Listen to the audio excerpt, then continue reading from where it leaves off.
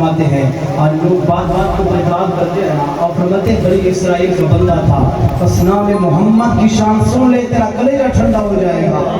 کان فی بنی اسرائیل صلی اللہ علیہ وسلم 200 سال لگاتار گناہ کرتا رہا، وقت آ گیا، مر گیا، ثم ماتا فروخی برجلہ، لوگوں نے پکڑا اٹھا کر پورا پیڑ کے اوپر ایک گند کی روئی پڑی ہوتی ہے اس کے اوپر پھینک دیا۔ فاوحى اللہ تعالی، میں وحی کی اللہ تبارک و تعالی نے، اے میرے کلیم جانا، اس کو غسل کیجیے، نہلا بھی صحیح۔ حضرت موسیٰ علیہ السلام چل کر گئے، وہاں پہنچے، اٹھایا،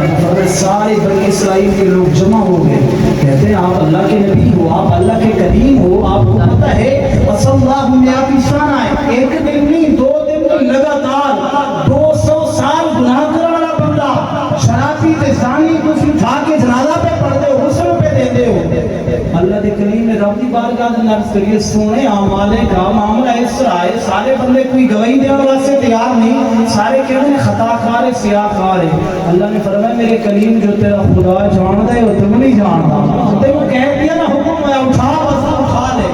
آپ نے فرمایا اٹھایا، غسل دیا، نماز جنازہ پڑھی، دفن کر کے کوہ طور ہوتے گئے، سلسلہ کلام جوڑیا۔ آج دیکھیں مولا کرم فرما، رحم فرما، دسنا معاملہ کی۔ اللہ نے فرمایا کریم کا واقعے میں 200 سال لگاتار بندہ گناہ کرتا رہے، لیکن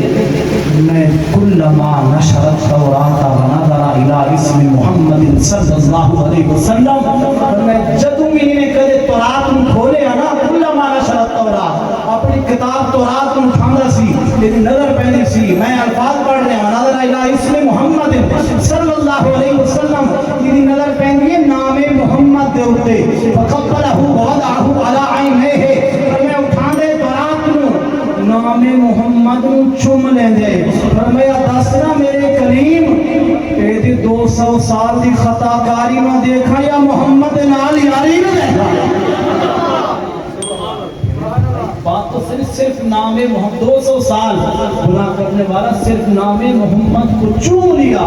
تو اللہ نے گناہ بخش دیے۔ میرے بھائی وہ ہو بنی اسرائیل کا بندہ، تو محمد عربی کا غلام ہو کے دھرتی کے اوپر بیٹھ کر خدا کی قسم میں آج دھرتی کے کسی کونے کے اوپر گنبد خضرا کی طرف رخ کر کے دل کے ساتھ نبیوں کے سلطان کو یاد کر، اللہ کی قسم نبیوں کا سلطان سنتا بھی ہے، جواب بھی عطا فرما دیتا۔